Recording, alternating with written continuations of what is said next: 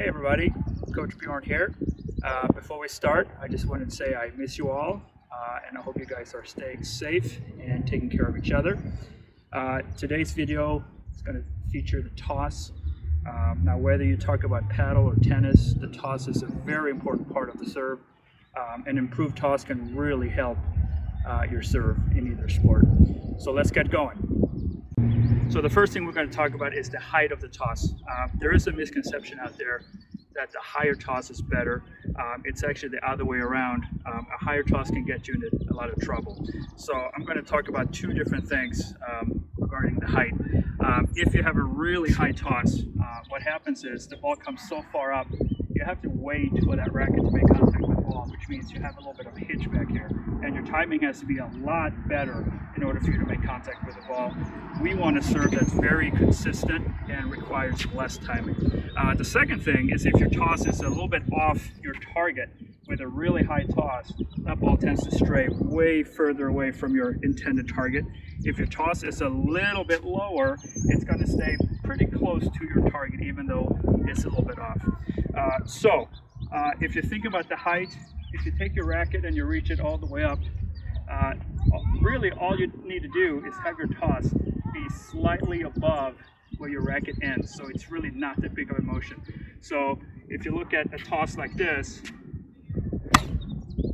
I really don't have to wait much. My timing is pretty good versus that high toss that I have to wait for a little bit. You have the sun and the wind. It's just easier to keep that ball low. I don't know if you saw that, but that first serve was an ace. So the way you hold the ball can also make a difference. If you look at my fingers as I'm holding the ball, we see a lot of players holding it with their fingers. This is really not the way you want it to do, because what happens a lot is you start to move this wrist up and down. You get a lot of spin on that ball and it's really hard to control it. The way I learned, and the way I think really helps, is you're resting the ball in the bridge between your palm and your fingers. You put your thumb on the side of the ball. You're keeping your arm a little bit straighter, and now as you're coming up, you can control this ball a lot better, and the ball tends to stay in a better location. So, just as the height of the toss, obviously the location of the toss is very important. And this might be the number one thing we see that people struggle with their toss.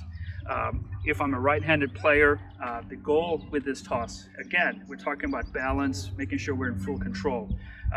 If we get our toss up to the right side of our body as a right-hander, again, we're talking about that 1 o'clock contact point. You're standing on a big clock. We want this serve right about here to be hit from. Most of the time when we struggle, we see a lot of tosses again come over us a little bit. We have to bend that lower body. Now we're hitting the ball kind of behind our heads, which again is not a great way to start off. So think about a 1 o'clock contact point. As far as where the toss goes inside the court, you can see the baseline. My contact point is inside that baseline. So we're talking about 3, 4, 5 inches inside the baseline, making contact up on the right side. For all our beloved lefties, it's going to be the same thing but the other way. It's going to be an 11 o'clock contact point, but again, you're still inside the court as you're making contact. So a couple of tips here too. We talked about getting the ball up at 1 o'clock for our righties. Wherever you play, there might be it's got to be some kind of visual clue. Maybe there's a tree, maybe there's a light, a building. Just find where that 1 o'clock contact point is and look for something on the side that helps you toss towards the target. I think that really helps. The second thing, we talked about the importance of the toss staying up to the right and not getting behind us. A lot of times too, that's part of our arm angle. So if you see a lot of players coming over with their arm this way, now when they're tossing, the ball comes up over their heads and they struggle. I always think about keeping my tossing arm in front of my front leg. So in my case, it would be left leg, left arm. Keeping that left arm in front of my left leg, tossing the ball up, is going to stay way more on course.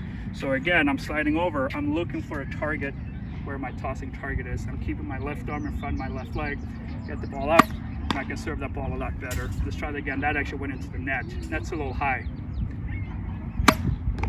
That's even higher on this side. Let's try that one more time.